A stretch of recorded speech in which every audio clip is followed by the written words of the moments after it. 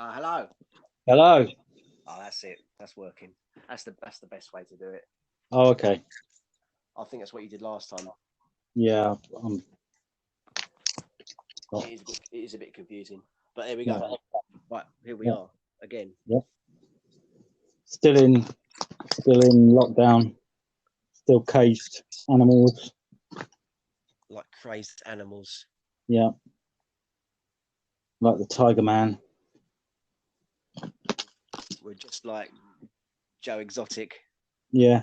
He's got corona, apparently. Has he really? Yeah. I wonder. Well, I suppose it's possible, isn't it? Well, Yeah. Harvey Weinstein's got it as well, apparently, isn't he? So, I guess if you're all Yeah. hemmed in a prison.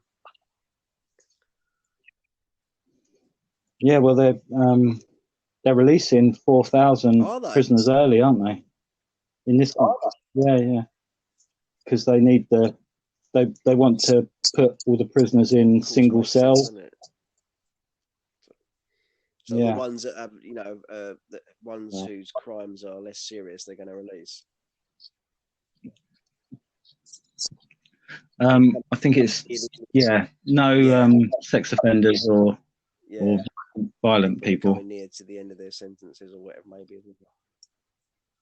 Yeah. Oh right, bloody hell! So, could that be another conspiracy theory where he's been given it? Yeah. The next thing. So what number lockdown spodcast is this? I can't remember. Is this like 2 or 3? Yeah. Is this number 2 or 3? I don't know. Where's the second official one? I think kind of unofficial one. We did the contagion one that was prior. Wasn't it? It was just before the lockdown. Well, at least over here, anyway. Yeah. Yeah. So we were going to discuss what we've been doing to entertain ourselves, or to occupy our minds, weren't we? Yeah. Well, yeah. Keep it clean. Although I have been reading illicit literature, which I will explain later. But last time? What did we speak about last time? We mentioned Tiger Man, didn't we? But we didn't talk about Beyond. Is it Beyond the Curve? No, we didn't. No, because I watched it first, didn't I? And then I said, "Oh, you should have a look." I think you said that you just finished it, and you said, "Oh, you need to watch this." And I watched it that night, the night you suggested it, the day you suggested it, and it was a real eye rolling. Well, my eyes were rolling, to the back of my head through most of it. But maybe you want to give your take on it. What made you want to watch it first off? Well, I've sort of, with all the confusion about coronavirus, and I've been reading lots of different things on social media, and it's all getting, all the lines are getting blurred. It was like light relief in comparison. Well, that and the fact that there's a lot of conspiracy theories floating around, that, it's not really a virus. It's a biologically made, man-made weapon. A lot of people it has been speculated, hasn't it? Yeah, and it's the New World Order is coming now. This is, the start of some big, thing that the top 1% are, they're going to, we're all going to. It's just going to be like 1984, basically. Because that documentary, if anyone's not watched it, is about the Flat Earth Society, isn't it? And actually, the main guy, whose name escapes me, who they follow in the documentary, unless you remember his name, but that was one of his. Oh no, it wasn't him. It was another guy. That was one of his go-to books, wasn't it? 1994. Yes. Yeah. I'll be interested to hear their take on it. I imagine a lot of the flat earthers are like now saying, "Well, look, this is just another example of societal control that governments are putting on us. Well, that's right, yeah, because their whole theory of everything is based on that the world is not a globe. We are not floating in space. It is actually flat and could be covered in a dome, and it's like I actually missed that. the Truman Show, maybe I missed basically. that. I mean, I was watching it, but maybe I missed bits of it, like during eye rolling. Maybe I missed bits. But did they actually say that they don't believe that we actually are in space then? So what we actually are, it's like the Earth is a set, basically. Pretty much, I think that's what they were saying. Yeah, like the stars in the sky are that's their lights. Theory. That's what they were positing, that we are actually, like, if you like, in a set. We're not. So space doesn't exist, basically. Yeah. No, I don't know what exists beyond. Wasn't there a series called dome, Beyond the Dome? But wasn't that a Stephen King? Yeah, I think there was, wasn't there? Everyone lived in a dome and you couldn't go beyond it or something. I'm sure that was a series that I think I watched one episode of it, but I'm sure that's based on a Stephen King, if it's not a novel, a short story, or it's based on a book anyway. So maybe that's like one of their Bibles. Yeah. Maybe they hold that up as like a biblical text. It probably is, because I don't know where they get the scientific facts. Well, I don't think they believe in science, do they? That's something for them to debunk, science is another. Yeah, that's just another governmental construct, isn't it? Because they speak to one of the astronauts who's up in the International Space Station, don't they? He's one of the interviewees. Yes, they do. He was kind of saying that he'd kind of only heard about them sort of fairly recently when he was up there, up in space, and don't know what he thought of that while he's floating around in his cat. Or was he? No. Or was he? Yeah. Or was he on a set that yeah, but didn't Stanley Kubrick filmed? He filmed the moon landings, didn't he? Apparently, according to some people. Yeah. Well, apparently, yeah. If you believe that conspiracy, I mean, it is who knows? It's amazing how these things get spread. Yeah. I guess because of in a sense, we've got a virus pandemic, what we're going through at the moment. But I mean, disinformation and conspiracy theories, they sort of they travel like a virus as well, don't they? They do, yeah, and they're much more dangerous, I think, than probably the virus itself, because it just creates confusion, fear and uncertainty within. I mean, I think what I took from the documentary, and I think I was talking about this sort of when we were not on Spod, was that they seem, watching it, you can laugh and you can have a giggle at them, at their sort of their poor grasp of science, and the inability to accept sort of rational thought or whatever. But I mean, and they come across as quite innocuous and benign. But I think, like we were saying, that there's something a little bit sinister about them in that they're kind of indoctrinating like young kids and not just people who believe the Earth is flat, but all the other, like the anti-vaxxers and the like you were saying, it seems to be a bit of an umbrella for a wider. But it leads you into other like conspiracies, doesn't it? Debunkers and stuff, isn't all the rest of it?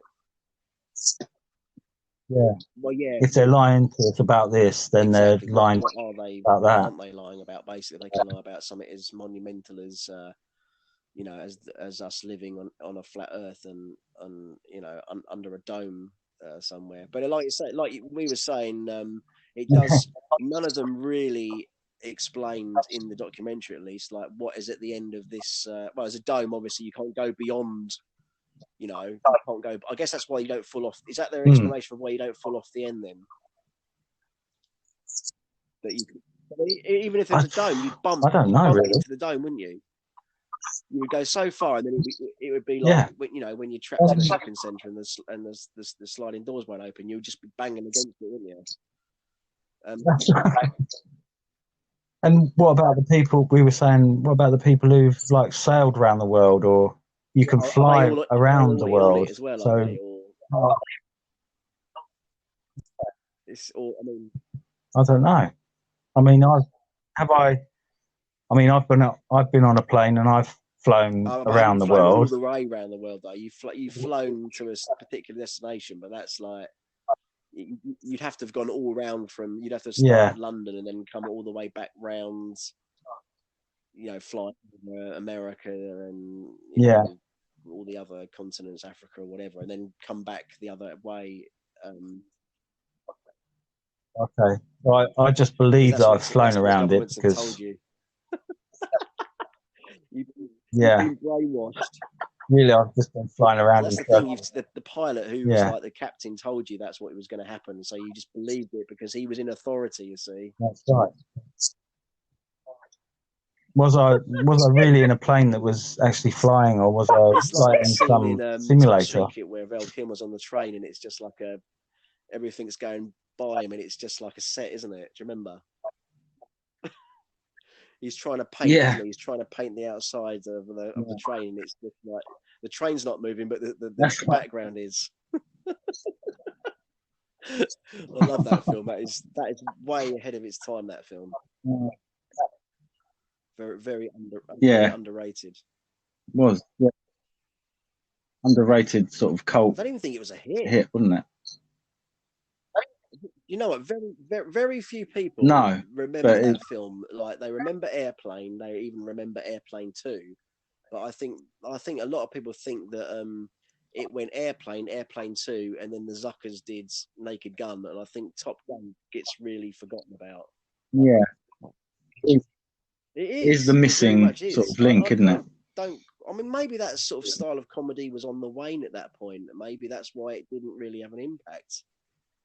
It's kind of you know, it's kind of strange to think why that didn't land more successfully than it did. I mean, I know Airplane 2 I think was a bit of an anticlimax, wasn't it? That wasn't as successful. So maybe people had kind of given up on that sort of pastiche parody style of filmmaking. But it's up there for me with the first Airplane film, to be honest with you. I remember when we were at university that was do you remember Martin Neely? Was it? That was his favourite film, wasn't it? Yeah, I remember us. Bond over that. We were at some party. Oh wow! Yeah. Shit. Yeah, I remember that because I was I've got new respect for him now. I've forgotten all about that. Yeah. There's a name check for Martin, him. If you're out there, old uni colleague. Oh, perhaps we should have organised a sort of party, like a screening of it, but we didn't. We could. Yeah, maybe we should have a university like an anniversary Zoom party or whatever. When's the next anniversary? Wasn't it the 25th at some point? Or was that gone? That's gone. Oh Christ! What year are we in? I don't know what day of the week we're in. 2020, and we graduated in 97, didn't we? 97. 23 years. 23, yeah. So the 25th anniversary is going to be 2022. Yeah. So perhaps we should organise a top secret, not a top secret party because no one will know it's happening. But I mean a top secret, a non-top secret top secret party. What, me, you, and Martin Neely? That'd be really random. Especially I'd forgotten that he even liked it. You're the only one that remembered that. Yeah, fire out a cinema. That's a good idea. They did that. I mean, when cinemas do come back to life, that's what they'll be crying out for people to book them, won't they? any way to claw back Yeah. their takings. So yeah, we should book a top secret Yeah. screening. Okay. It's a fantastic Just idea. try and reconnect with him. Invite all the others from the year, even if they've never heard of the film before. Yeah. But anyway, yeah. So back to Flat Earth. Yeah. So that was quite something, wasn't it? It was And really. then Yeah. from that you went on to like well, you've recently taken out a Netflix subscription, haven't you? I have, because of the lockdown. Desperation has given way, and I've had to. Go insane. It was either that or. But you've been Yeah. trawling the Netflix documentaries sort of section, haven't you? And I have. I love a good documentary. they are. I mean, I think I've And watched more Netflix are very good documentaries at on them. Netflix than I have actual feature films. Oh, I've got to tell. Actually, that's reminded me. I watched a really pretentious film that I was so dying to turn off, but I thought I'd better not because I thought we might talk about it, so I needed to see it to the bitter end. But I'll talk about that later because first of all, because you recommended the Unabomber documentary, which I think we should talk about first. As we're kind of mentioned, as you know, to sort of carry on the theme of sort of conspiracy theories and documentaries and stuff. But yeah. Yeah. So. Yeah, I knew a bit about the Unabomber, but not a great deal. Because this kind of ties in, doesn't it? Like we were saying about university a minute ago. Like we were at university. Well, we weren't at university in the 70s when he started, but I mean, we were at university when this was all sort of coming to a head, weren't we? In the 90s, in the mid 90s. So it kind of passed us by, didn't it? Yeah, and yeah. So for anyone who doesn't know, like the Unabomber, for I think it was like 17 years, like terrorized the American public by planting bombs at random locations. Well, they weren't so random, but they appeared here at the time, and no one really knew why he was doing it, and there were big gaps when he was bombing. Okay. I think it was about 6. I think. Yeah, there was a 6-year gap, and they thought he'd like either died or, found something else to do. Yeah, and then he came back, and actually he came back with a bit of a vengeance, didn't he? Because he perfected his sort of bomb making skills in that time. Yeah.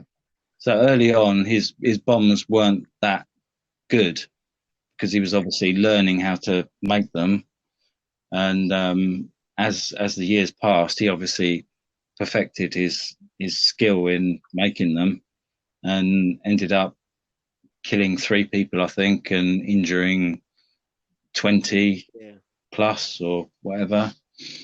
Yeah, and he basically terrorized the American public because he would send them bombs, and he'd put like he'd punch holes in a bit of metal with what were the initials? FA or was it 3? What was it? What was it? FC. That's it. Freedom Club. Was it? Freedom Club.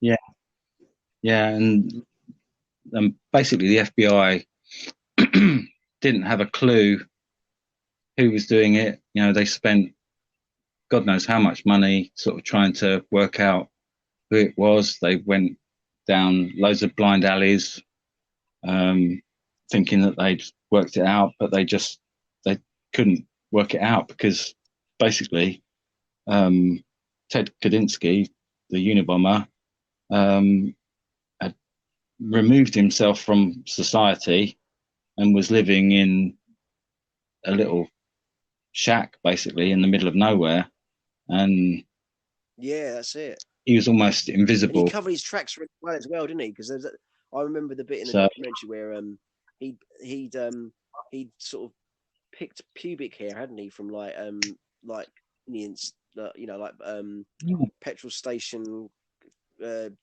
toilets, hadn't he? Like pubic hair, he'd take it and put them in the bombs in case, you yeah, know, if they were found, they'd be yeah. analysed, and obviously it would be, well, whoever, some random person. And also do you remember the one where he'd kind of left the impression of someone's name on a letter that he wrote, because he started writing letters, didn't he?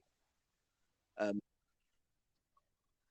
Well, that actually wasn't him. that wasn't he who didn't write that They letter. That was a copycat. no, because the impression Yeah, it yeah. said call Nathan R. They found this impression on the letter or on the envelope, But had he and not, he put that, hadn't he, to so sort of the FBI. you know, as misdirection, though, hadn't he? Oh, okay. No, he didn't do Who did that. that then? No. It turned out that it was a post room person. In the letter had been sent to Washington Post or something. And the post room guy liked putting post-it notes on all the letters, and he'd written "Call Nathan R." Bloody and it had gone through to the envelope.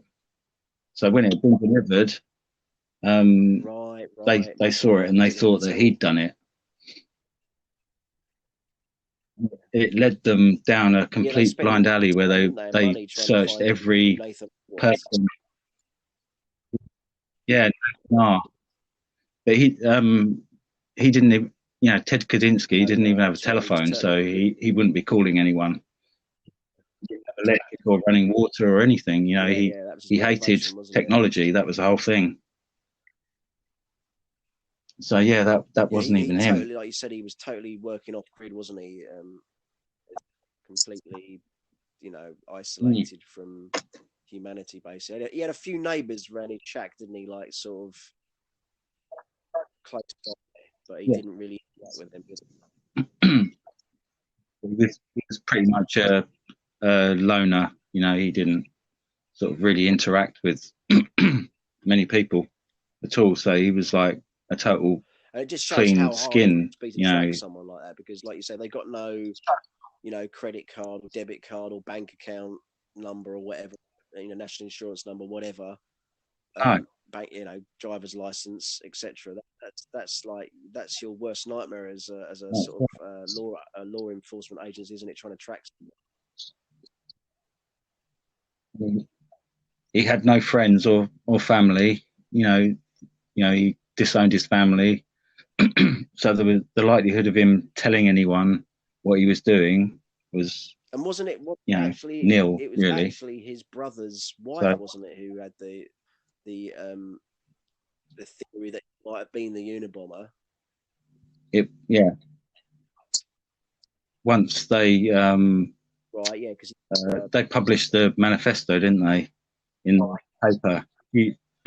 She read it, and straight away she knew it was. His brother didn't want to believe that it was him. Like, Ted. He was like, "Can't be him." No.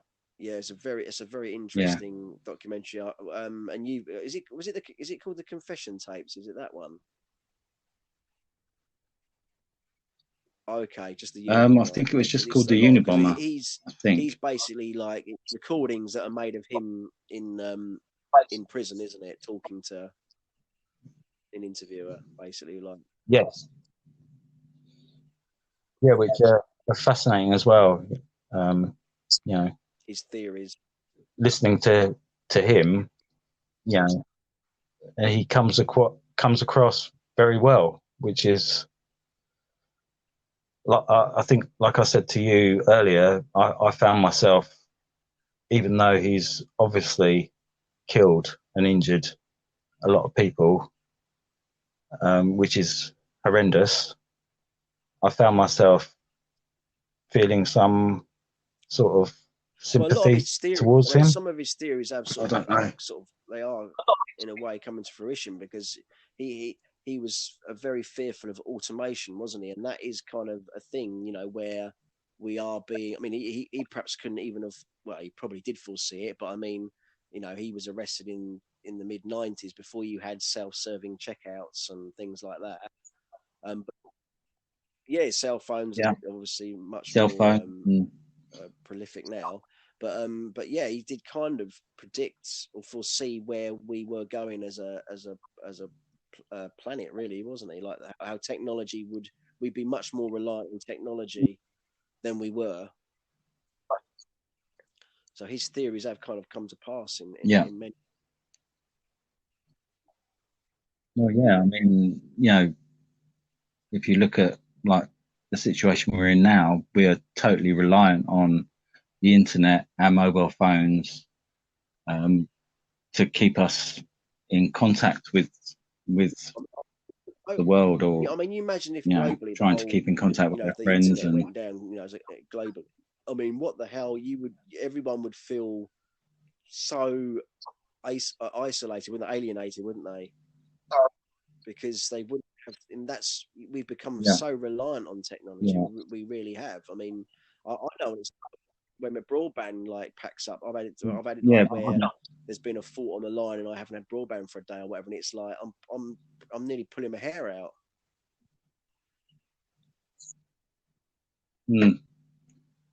Yeah, we wouldn't cope now, would we? It really is. And then, you know, the extension of that is, you know, self-driving cars are a thing, and self-driving buses, and you know, everything's done for convenience now, isn't it? Like everything's automated, and they're talking about a lot of workers are going to be losing their jobs years from now because, you know, computers will be doing the jobs that people used to do.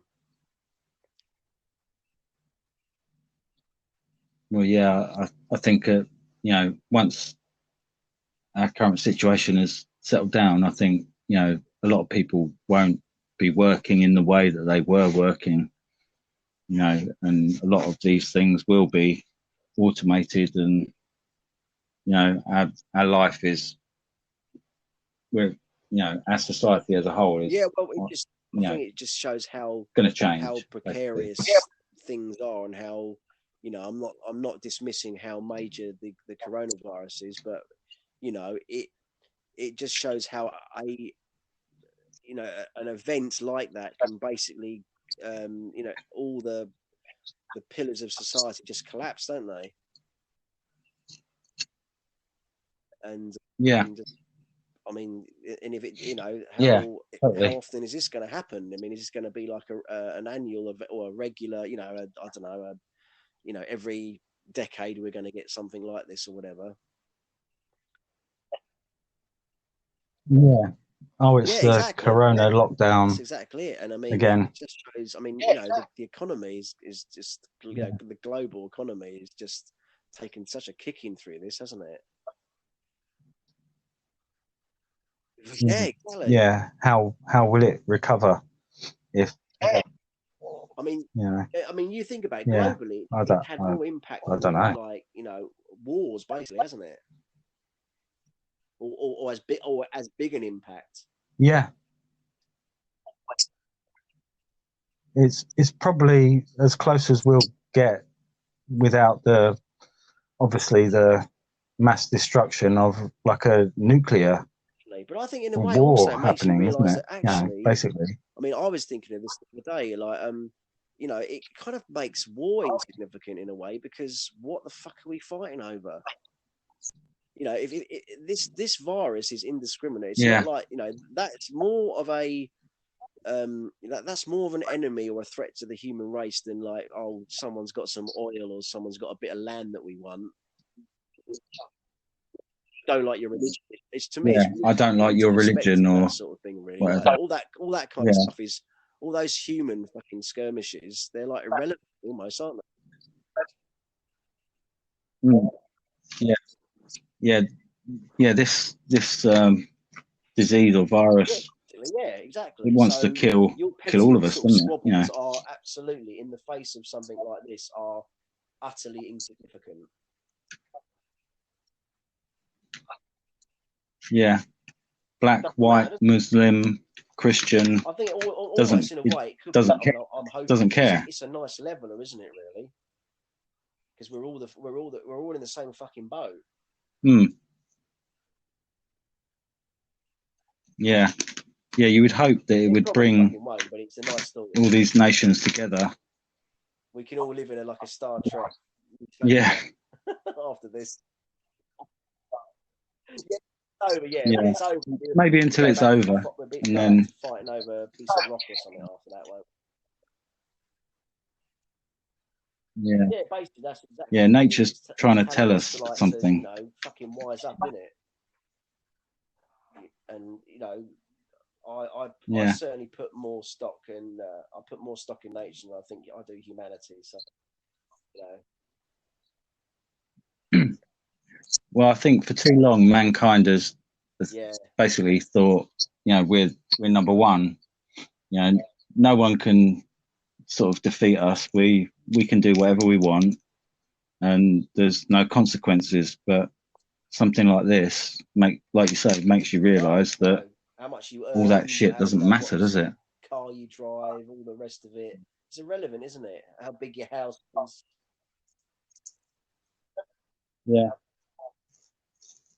Yeah, because even like billionaires, millionaires, they might have nice houses to be locked up in, but none of us can do what we want to do, can we? To the coronavirus, no one's immune to it. Well, do you get immunity? But I mean, initially, everyone can get it, can't they?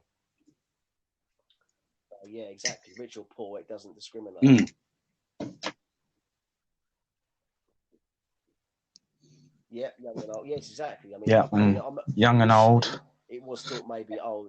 I think there was a bit of dismissiveness about it initially because a lot of people thought, it's a bit like it's a bit like how mankind does think. Really, it's like it's not going to affect us. It's like it's a bit like when AIDS came about and everyone thought it was just like a gay disease. So there was a school of thought, wasn't there, that we don't really need to look into it too much because it's only going to kill the homosexuals. Gay plague, and it's only when it was it's the gay plague. And it was like, oh shit, we better do something about it then. And there's a very good film called "And the Band Played On," which I don't know if you've ever seen. Which sort of goes into that how yes, I have. Research and government interest in the disease wasn't really they left it late because they thought, well, it's there's no two ways about it. They thought it only really affected the gay people in society, so it's not worth researching. Well, yeah, and at that time, gay people weren't considered as much as they are today.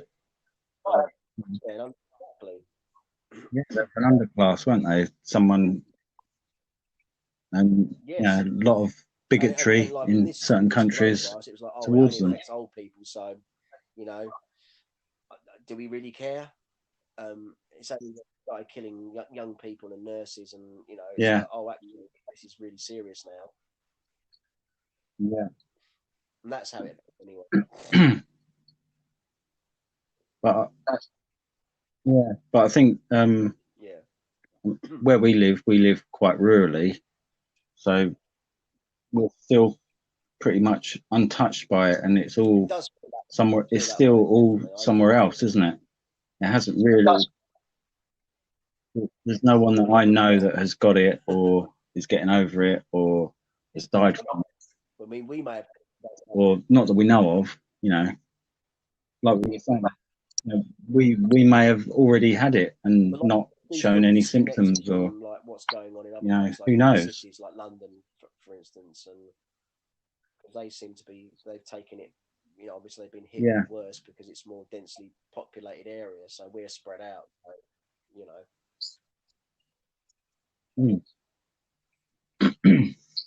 But that doesn't mean that it won't.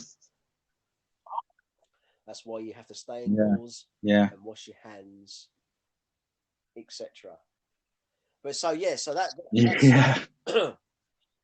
That's some interesting documentaries you've been watching. I wanted to tell you about this film I watched the other night with. I won't go on about it too much, but it was very pretentious, and I'd heard mixed reviews about it, but it's called Vox Lux, and it's got Natalie Portman in it, right? And Jude Law. I know. It did have a tenuous link to Contagion because we had our Jude Law moment with Contagion with his, is he Australian or is he like a Cockney sort of debate with his dodgy tooth. Well, he's a New Yorker with his dodgy tooth thing. He's slightly more convincing with his New York accent. Okay, but he's like a record producer who basically, it's a very strange. If you ask me, I think, I mean, I don't know, I can't remember who directed it now, but I think probably what I took from the film is it seemed a little bit like they lost a bit of direction on how the film was supposed to sort of play out. It kind of was very ramshackle, and I think maybe in their mind, it probably, the intention was to make a much more meaningful film, but the execution let it down, sort of thing. And basically, what it's about, Jude Law's like a record producer. Right. There's like a young girl who survives a high school shooting. It's very bizarre sort of premise, but basically, she's a young girl. She survives who's not played by Natalie Portman. Like the young character is played by a completely different actress. And in fact, Natalie Portman only really turns up in the last half hour as like the older version, that's quite random as well, because you're kind of you're waiting for Natalie Portman to appear, and she doesn't really until like the last, third of the movie. So you do feel a bit shortchanged because it's kind of supposedly a Natalie Portman vehicle.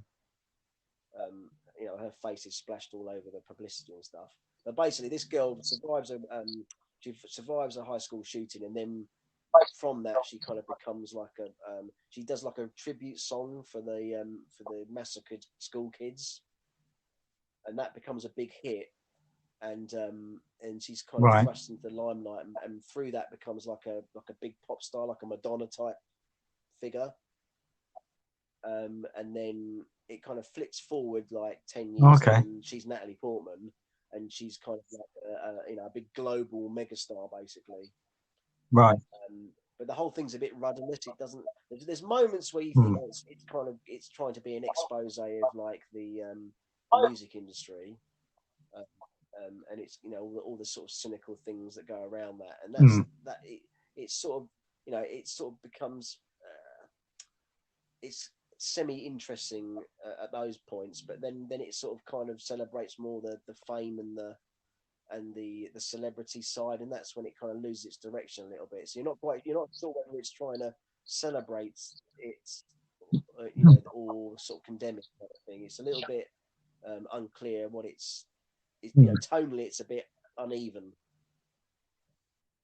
and sounds well, yeah, the other thing, it's sounds very quite thin on story. thin on there's not ever any real discernible storyline. You don't even really get an arc to her character, because she starts off a young girl, and then who survives the massacre, and then when it jumps forward, it's like you've missed the whole how she got to where she was kind of thing, and like the next, so literally she's like a nobody one minute and then a global megastar the next, and you don't really get the sort of the middle part of her sort of career trajectory. So yeah, it just comes off as very shallow and sort of superficial. Right. And then there's another bit where there's lots of like weird.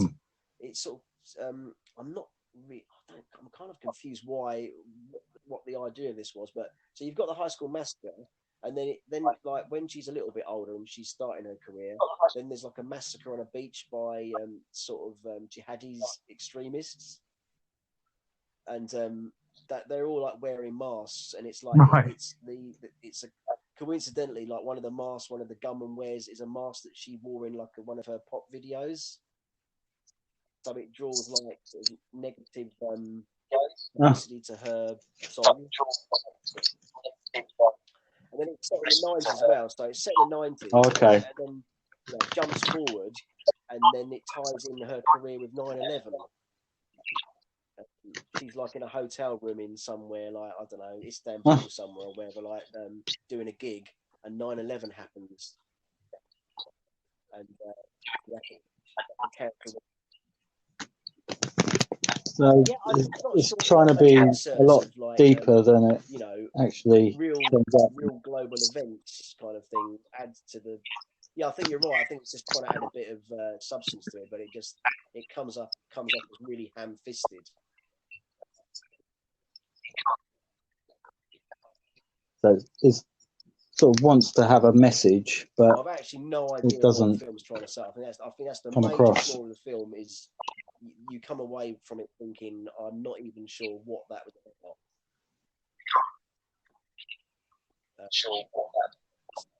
Yeah, it was pretentious. And Was it, like I said, it totally failed pretentious in delivering a message that, and delivering any entertainment, basically. So yeah, I think pretentious is a good word. Right. So it failed. Yeah, basically fails on all counts. Yeah, basically failed on all counts, really. Some of the costumes look all right, maybe.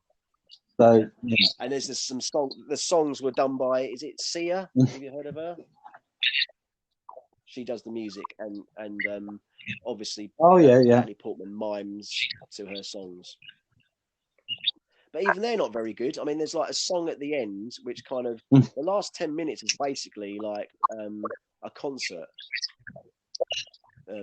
that she's putting on, and it's just like 10 minutes of music, and then it ends. So yeah, not good. But I mean, worth watching it just out of curiosity value, really.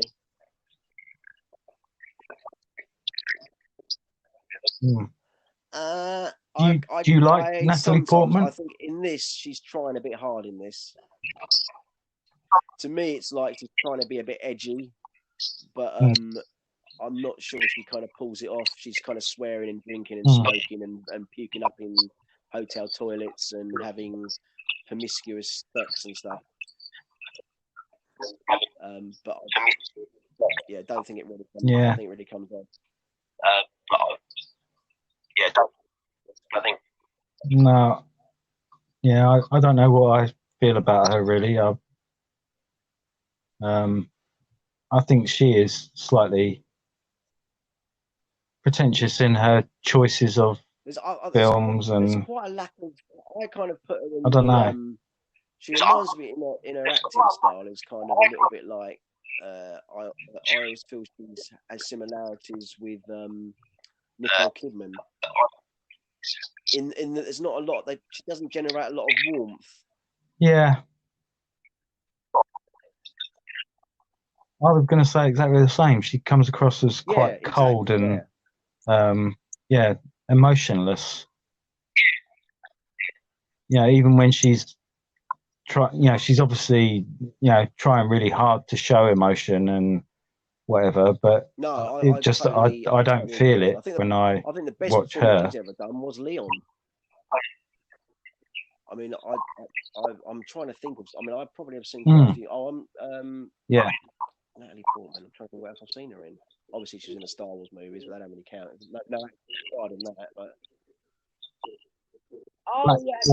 Black Swan. Yeah, that was Black Swan, which I haven't seen. Yeah, that's a credible performance. Yeah. Was that Darren or I haven't seen it, so I can't really comment on that. But yeah.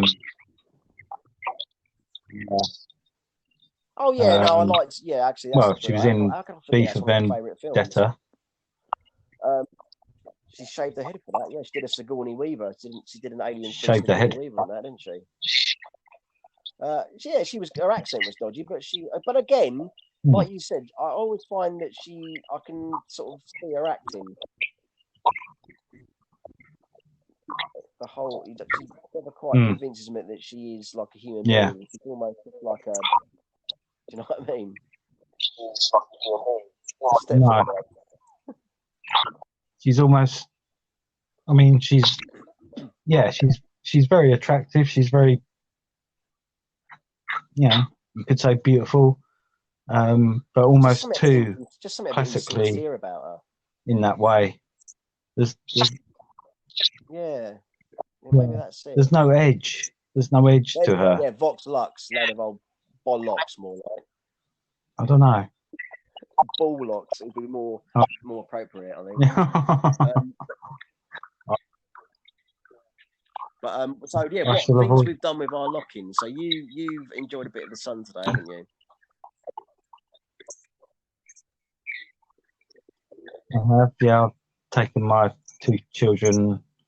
I'm not living with them, but I took them out at a distance, and they went to the park on their bikes, and we enjoyed about an hour or so, watching them, having fun, which was, a perfect way to spend the day, because I've not seen them, well, since we've been locked down, really. So, yeah, that was really nice. Unconstructive and having like a sort of tidy up, and I'm getting a very bad echo here. I don't know if you're getting that. Are you getting it at your end? I can hear me, and then I can hear me again. I can hear you all right. Yeah. Yeah, I was. This is totally first world problems, but I was waiting to do some comic book reading today, but they didn't turn up, so I was very disappointed in that. I nearly fell to my knees and wept. Okay. Yeah, it was on its way.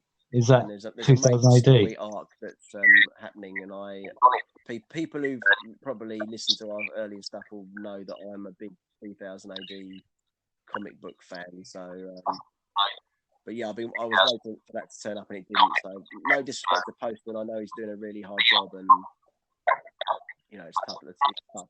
The fact that we've got any postal service, because apparently a lot of posters haven't got one. Have you not? Okay. Well, we haven't had any for a couple of days. To sort of pacify my mind and to take my mind off that disappointment, I was going through loads of DVDs and just trying to tidy stuff up and finding weird stuff that I misplaced or forgot I'd put in a certain place. And what did I? Oh yeah. I was just.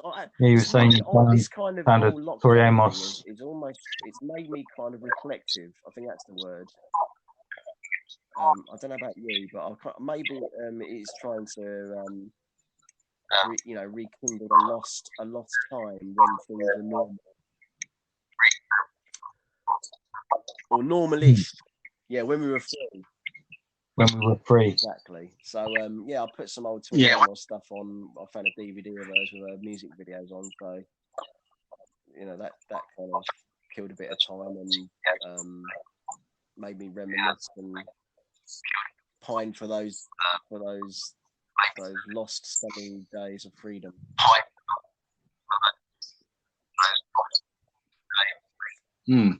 Which I might do tomorrow again. Yeah. There's nothing else. Well, I'm going to finish that. I'm going to finish that Unabomber documentary because you've watched. There's 4 parts, isn't there? And I got to the 3rd part, and then I sleep last night, so I'm going to watch the last part of that. And then you've been watching the movie or the TV, the series. I guess it's a series, isn't it? It's like a mini series. Yeah, on Netflix. Yeah, which I've really enjoyed as well. Sort of a companion piece to the documentary. I think. It's very well made. A little synopsis or breakdown of that of the mini series. Of the miniseries.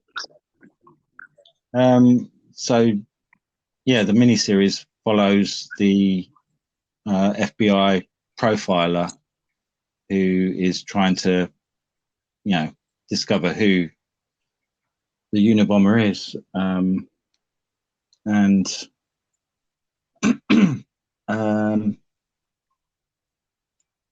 which is quite interesting. I think I was saying to you yesterday that I'm quite fascinated by these profilers who almost have to become the person they're searching. They sort of throw themselves so much into the research material that they have to exist in the world of the person they're searching. So he basically, that becomes his life, and he's a married man with three children, I think, and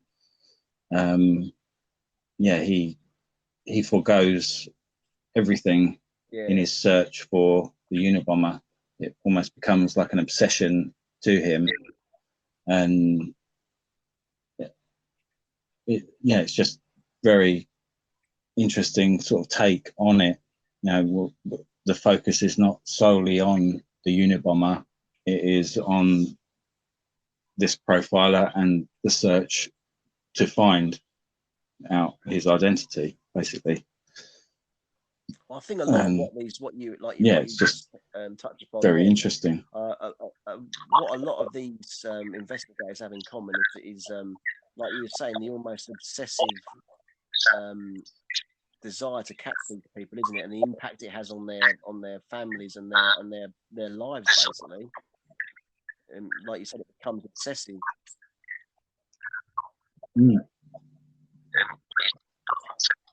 Well, he becomes so single-minded that well, I was, at one stage he's at the cinema with his two children, and he gets a call that there's a lead on the Unabomber, and he leaves his two children in the cinema while he goes back to the office to research it more. And then it turns out that he's been there for 4 hours, like, because he's totally consumed by it. He's forgotten about his children, and well, that inevitably he has a massive argument with his wife, and they end up splitting up as a result of that. No, he's too consumed by in a way he doesn't even care. I don't know if you remember, there's another FBI agent that he's working with, a female, can't remember the character's name, but he gets some information from her about who the Unabomber is, the identity, and she says, don't do anything without me, you must go through me. But he doesn't listen to that. He goes ahead and he goes to Ted Kadinsky's brother and does it all by himself, and then he gets basically the female FBI agent, she gets a sack, so she because she hasn't followed the protocol. Or whatever. No. Again, he doesn't really care. So yeah, he ends up alienating himself. I mean, I've because of his obsession I can't remember, to find. I forget the intricacies of it, but is he trying to take the glory in that regard, or is it just he just wants to close the case?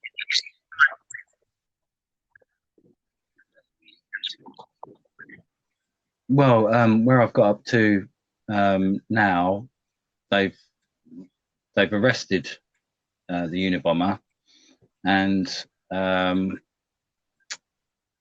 there's a big party, and they're all celebrating, and the profiler is there, and then on the TV there's one of the guys that was working with this profiler, but all along he basically no one believed the profiler's ideas, but ultimately he was right. And on the television interview, there's one of his colleagues who credit didn't believe him. Yeah, but he's taking the credit for it. So he gets no credit. The actual profiler, which there's parallels with him and the Unabomber. They're both obsessed in their own different fields, aren't they? Really? Do you know what I mean? They both.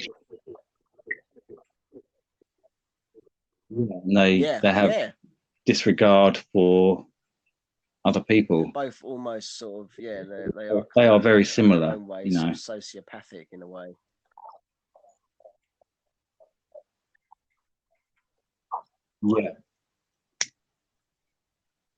Yeah, and I think that makes it very interesting because I think the profiler actually admires the Unabomber, and the Unabomber admires the profiler because he's the only one who has worked it out. Basically, everyone else is stupid. You were saying about the documentary, going back to the documentary rather than the miniseries. You were saying there was a suggestion that the Unabomber was. Did they tie him in with the Zodiac killings?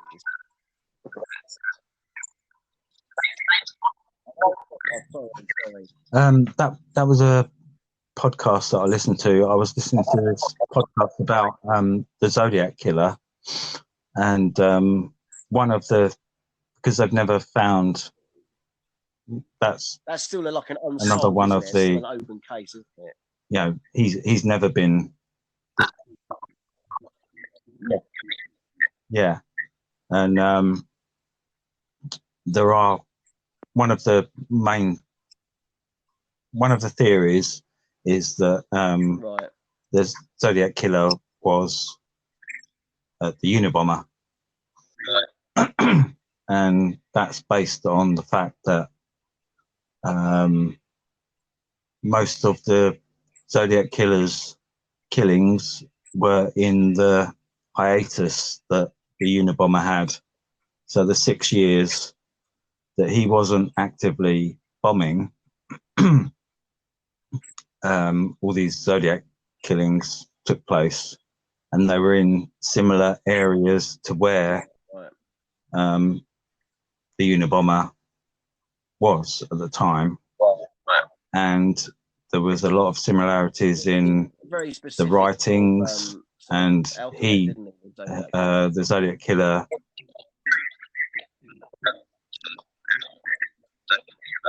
he had he used code words. He wrote letters in code, which the Unabomber did as well. And also he'd threatened to use bombs. He was very interested in using bombs. I can't remember the actual specifics of it, but plausible. It sounded quite plausible, and the fact that Ted Kaczynski, he didn't like women, and the Zodiac's killer's main targets were women and couples. Angle, sort of, So I mean that's another fascinating. Well, I was going to say we need to watch. We need to watch. Well, the Zodiac killer as well is which I think personally is up there with. I mean, it might even, in my mind, it might even rival Seven in my affections.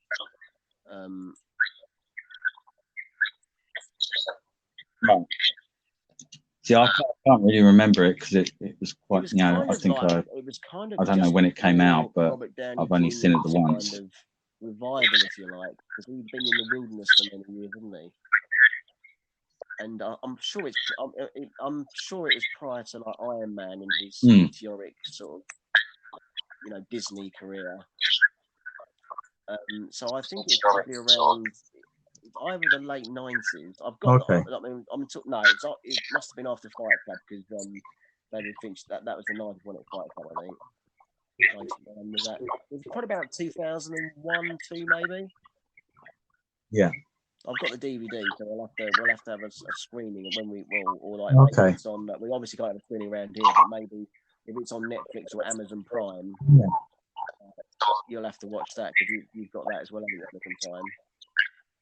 But that's definitely worthy of exploration. That film, and also the documentary I was saying to you the other day that's on the DVD is also fascinating because it is like a feature length.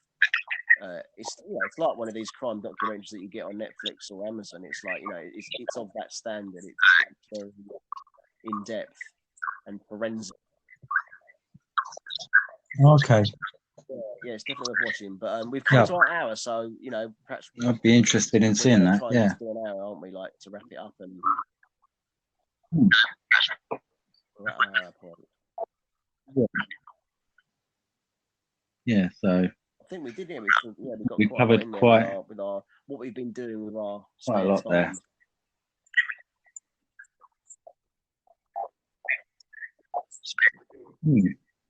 So I think this works quite well that we can sort of go away, watch different things, and come back and reflect on they've been hitting and relate it and the Tiger Mans and all the other documentaries that are doing the round. I'll tell you what you need to watch as well. You need to watch that one that is about the casting for that. I never pronounce her name. What's her name? The girl who got murdered. Oh yeah. Benet. Is it Joe Benet? Oh, Benet. Yeah, the pageant. Murder. No, the child pageant. Joe something. It was Joe Benet, wasn't it? Something like that. Yeah. But you need to watch that very interesting casting for the yet to yet to be seen docudrama, I guess, or whatever it's going to be. I think it's tied up in legal matters at the moment, so it's yet to emerge, but it's pending, I think. But they did do quite a meta kind of documentary about the actual casting for it. In itself, it's yeah. Oh, yeah. I'll give that a go, and maybe next time we can talk about that. That'd be a good one. I'll tell another thing. Another good film that we should need. Cool. If we're going with the serial killer route, maybe as a theme, the Boston Strangler. You remember that with that Tony Curtis. Yes. Really good performance of Tony Curtis and Tony Curtis. Yeah. What's his name? Fonda. Yeah. He's in it. Not Peter Fonda? No, not Peter Fonda. No, what was his dad? Yeah, it's probably one of Tony Curtis's. Henry. I'd say so, and it's actually it's probably one of his best which I did about a year ago. Performances, isn't it? Came out on Blu-ray. It actually really stands up. I think it was again really ahead of its time, and very similar to the way. Not in the way it's shot, maybe, but like Fincher does his Zodiac. It's very forensic. It's very it's very measured. It's just it's like a forensic examination of the murders. It's quite fascinating. He's got a dodgy nose. He's got a nose prosthetic. He's got a dodgy haircut, hasn't he? He probably has got a funny haircut. Yeah, I think he's got a bit of. Has he? I don't know. Hasn't he got like a flat top or funny haircut? Huh? No, I don't think it's flat top.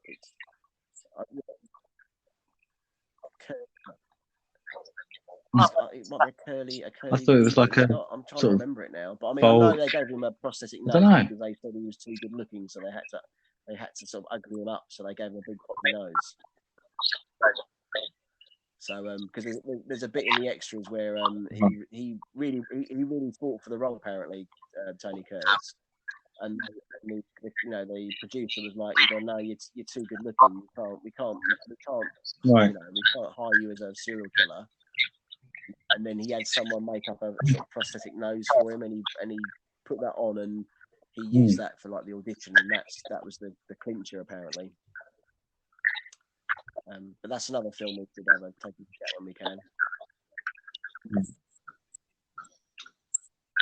Yeah, because it really does. It really does. I mean, I'd seen it years ago, and I'd forgotten all about it. I'd probably seen it on TV. I'll hunt that one down. But I thought I'd give it a go, and I think, I don't know if it's Criterion or someone brought out the DVD. It was like some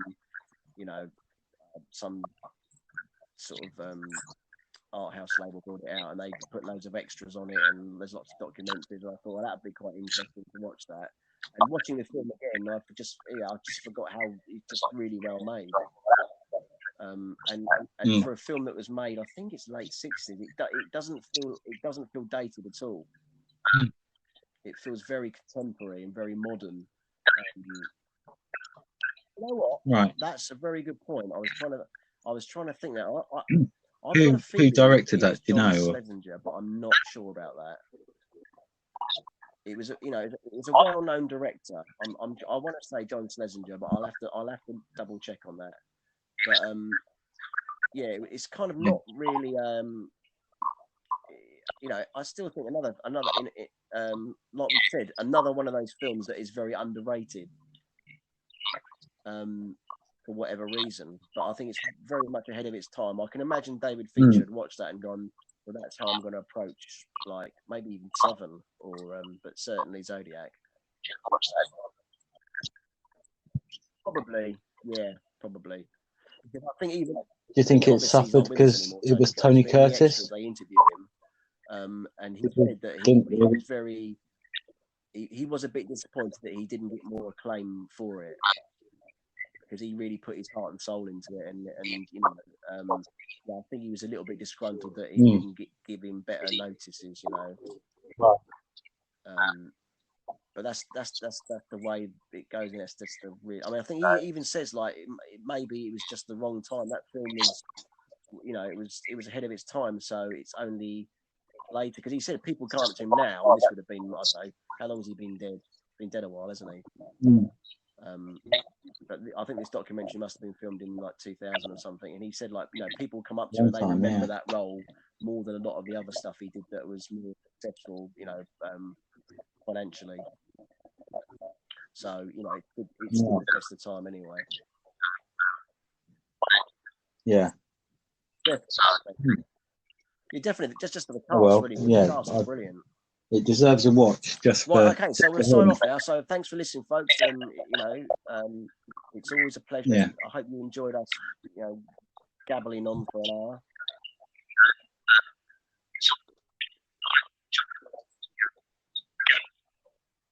Yeah, and yeah, we're all in the same boat. So yeah, we'll continue as long as this lockdown continues. So ta-ta till then. Doing these ones. Yeah. Okay. Cheers, Millie. Always a pleasure. Sign off. All right then. Till we meet again. Cheers, Anash. It's been a pleasure. Till we spot again.